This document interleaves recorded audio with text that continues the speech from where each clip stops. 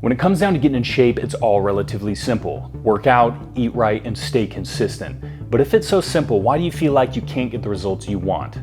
Well, let's start from scratch and go over the things you should keep in mind when trying to build your perfect physique. This episode is brought to you by the Buff app. Find it in the Play Store and Apple. First things first, let's go over nutrition. Now, this is probably the most tricky one to nail down. The reason being is everyone's caloric and macronutrient needs are going to differ. But one way to simplify it is to take your goals into consideration. Do you want to lose weight? Stay in a caloric deficit. Do you want to gain weight? Stay in a caloric surplus. Now, although that might sound easy, there are a few things you need to keep in mind, like what's your body's caloric needs?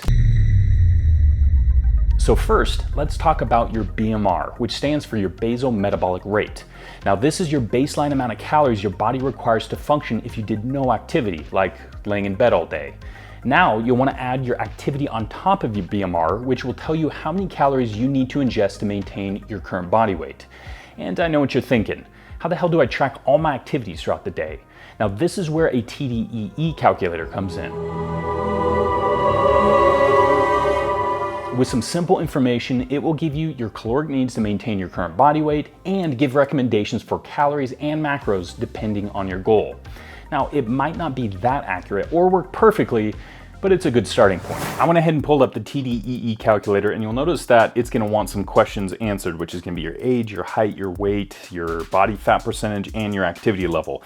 Not everyone's gonna know their body fat percentage unless you get it tested, want a little bit more accurate estimate, but I just guessed on mine at around 15%. And once you get all those questions answered, it's gonna pull up a different page showing a bunch of numbers. Now, it's gonna start off with your maintenance calories. And you see, for me, it's around 3,500 calories a day, which I feel like is a little bit high, but it's also going to detail different macro splits. Do you want a moderate carbohydrates? Do you want lower? Do you want higher carbohydrates? You'll also notice that it shows your BMI, which is your body mass index. Now, this is something I would ignore. It's really just showing where your weight should be at compared to your height. And you'll notice that being 225 pounds at 6'2", I am overweight.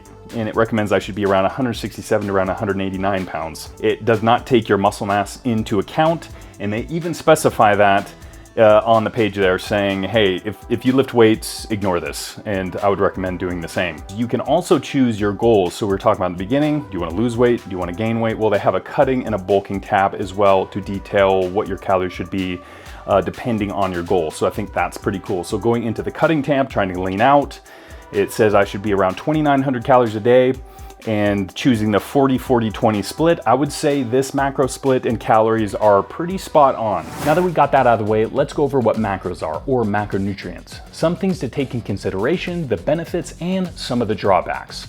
For those new to the whole nutrition thing, the main macronutrients are fats, carbs, and proteins. Fats are the most calorically dense macro, which is 9 calories per gram, and carbs and proteins are 4 calories per gram.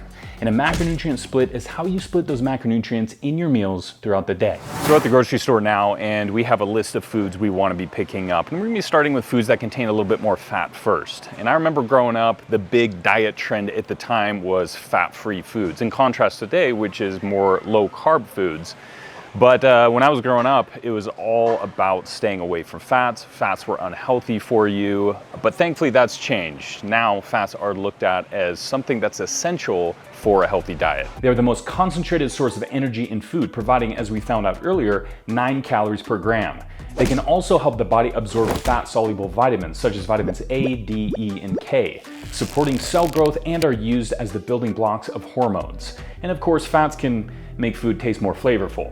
However, there are some downsides. Eating too much fat can lead to an increased risk of diabetes, cancer, and other health conditions. The American Diabetes Association recommends including more monounsaturated and polyunsaturated fats over the common saturated or trans fats found in processed foods. Some great easy food choices that contain healthy fats are avocados, eggs, salmon, and nuts like almonds and walnuts.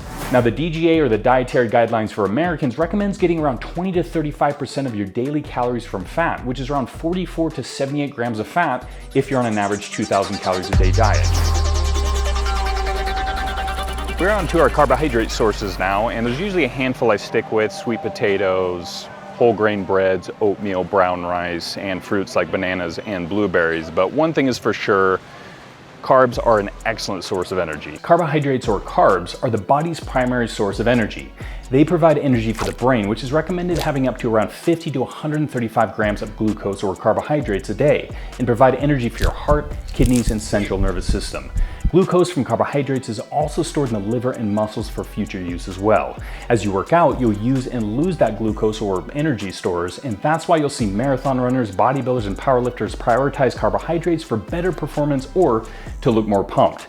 Now, some of the health benefits of carbs include digestion. Fiber, a type of carbohydrate, helps with digestion and can keep cholesterol levels in check. Mood. Some research suggests that carbs may help produce serotonin, a brain chemical that can improve your mood. Weight loss. Quinoa and beans are high in fiber and protein, which can help you feel fuller longer and in turn may aid in weight loss. Now, there are two types of carbohydrates, simple and complex. Simple carbs are digested quickly and provide a quick burst of energy, while complex carbs are digested more slowly and provide a more sustained release of energy. Now, sugars are a simple carbohydrate, and although sugars can make things taste nice and sweet, there is a downside to having too much sugar, especially with foods that contain added sugar. Consuming too much sugar can lead to a number of health problems, including weight gain, type 2 diabetes, heart disease, tooth decay, kidney disease, fatty liver, acne, premature aging, and cognitive decline. So as you can see, staying away from added sugar can be very important. Now, added sugars are usually found in more processed foods in the form of sucrose and syrups like high fructose corn syrup. Make sure to take a quick look at the ingredients list on the back of any pre-made food to find out what's truly inside. But your safest bet is to stay with whole foods, or at least ones that contain very few ingredients. Now, the DGA recommends having around 45 to 65% of your total daily calorie coming from carbohydrates, which is around 225 to 325 grams of carbs if you're on a 2,000 calorie a day diet.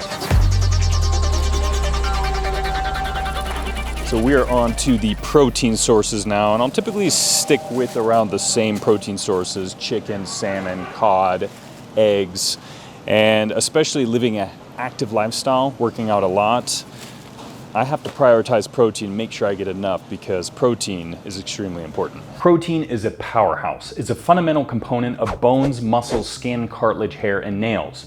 The body uses protein to repair and build muscle tissue, helps regulate hormones, makes enzymes which help digest food, creates new cells and chemicals, and aids red blood cells to carry oxygen throughout the body.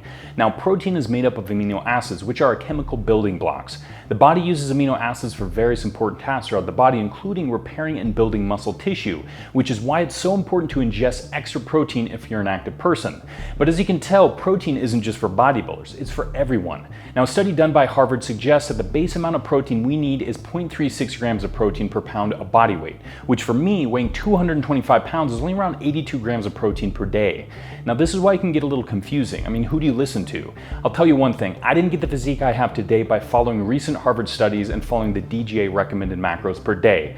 I listened to my own body, how it responded to my nutrition, and how I felt, logging my food, taking progress pictures, and making small adjustments as I learned what worked and what didn't. And this is why you might feel like you aren't getting the results you want. Now, I'm not saying science and research is completely invalid, but you have to remember everyone is different and you're going to need your own unique requirements. Now that you have a better understanding of nutrition, we want to go over a few steps you can do to help you understand how your body's responding to your nutrition.